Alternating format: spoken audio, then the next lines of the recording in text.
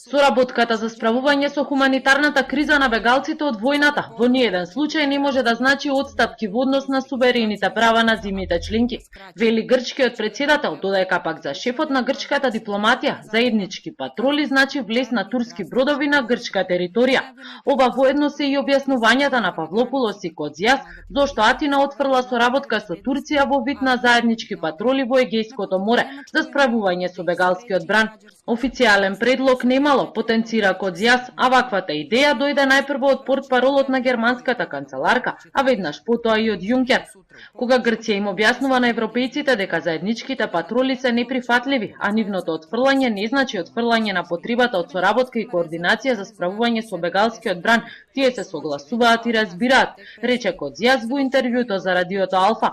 Еден од предлозите на шефот на грчката дипломатија за соработка со соседната земја е регистрирање на бегалците во Турција, исто како што тоа се прави на грчките острови, а би можело да значи од турска територија бегалците директно да стигнат во Европа. Со тоа, според Кодзиас, би имало подобра контрола на бегалскиот бран, но и можност да не бидат во опасност човечки животи.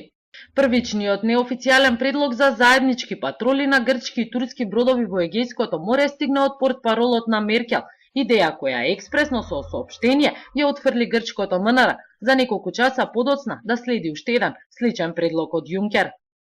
Канал 5 во Атина, Сања Ристовска.